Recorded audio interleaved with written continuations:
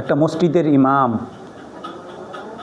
মসজিদ যত সুন্দরী হোক, কমিটি যত গ্র্যাজুয়েট হোক, মসজিদ যত চাকচিক্যপূর্ণ হোক, যত টাইলস থাকুক, মার্বেল থাকুক, যত সাজসজ্জায় থাকুক না কেন, এলাকা যত ধনী থাকুক না কেন, একটা মসজিদের ইমাম সে সবচাইতে দামি।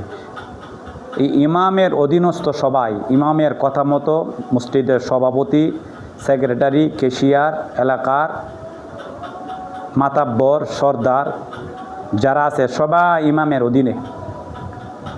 ইমামের কথা মতেই চলা, ইমামে যেভাবে আমাদেরকে দিক নির্দেশনা দেয় ওই দিক নির্দেশনা অনুযায়ী চলা। আগেকার মানুষ মসজিদে আসতো, ইমাম সাহেবের কাছে আসতো ঈমান আমল শিক্ষা, কোরআন হাদিসে শিক্ষা গ্রহণ করতে। আর এখনকার মানুষ কোরআন হাদিস শিখতে, আমল শিখতে, সামাজিকতা শিখতে, নিজেকে সংশোধন করতে। কিন্তু আজকের সমাজের মানুষ, মসজিদের সভাপতি, সেক্রেটারি, ক্যাশিয়ার, এরা উৎপেতে থাকে মসজিদের ইমাম সাহেবকে কেমনে ছোটো করবে, অপমান করবে, তাকে কেমনে টুক ধরবে, তাকে কেমনে অপমান করবে, তাকে কেমনে ছোটো বানায় রাখবে। মনে রাখবেন, ইমাম আছে বলেই আপনি সভাপতি আছেন, ইমাম আছে বলেই সেক্রেটারি আছেন, ইমাম আছে বলেই ক্যাশিয়ার আছেন, সহ সেক্রেটারি, সভাপতি যারা আছেন, কমিটির সকল সদস্যরা। ইমাম আছে বলেই আপনাদের ইজ্জত, আপনাদের সম্মান। ইমাম নাই, মসজিদের দাম নাই, কমিটির দাম নাই, এলাকাবাসীর দাম নাই। কারণ আপনার নামাজ সহি শুদ্ধ না, আপনার আকামও সহি শুদ্ধ না, আপনার কোরআন তালাওয়াত সহি শুদ্ধ না, আপনার জন্ম থেকে না মৃত্যু পর্যন্ত সব কিছু ইমাম সাহেবই পরিচালনা করে। অথচ আমাদের সমাজে কিছু নামদারি মুসলমান, এরা আলেম বিদ্বেষী, এরা আজকে কমিটির লোক হয়েছে। কোনো টাকার কারণে বা কোনো পদের কারণে কমিটির লোক হয়েছে।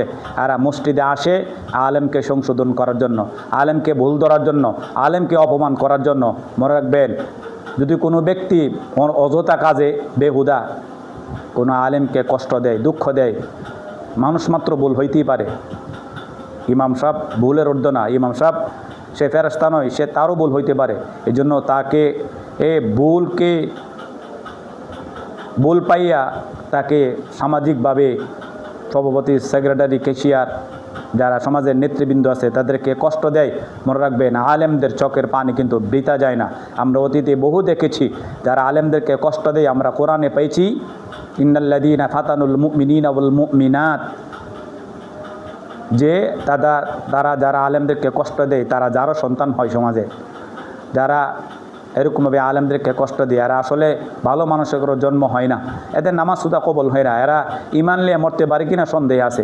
এই জন্য আমি আপনাদেরকে অনুরোধ করব, মসজিদের ইমামকে, মাদ্রাসার শিক্ষককে সম্মান দেওয়ার জন্য চেষ্টা করুন। অন্যথায় আমার পরিণাম কিন্তু খুব খারাপ, আমার পরিণাম কিন্তু ভালো নয়।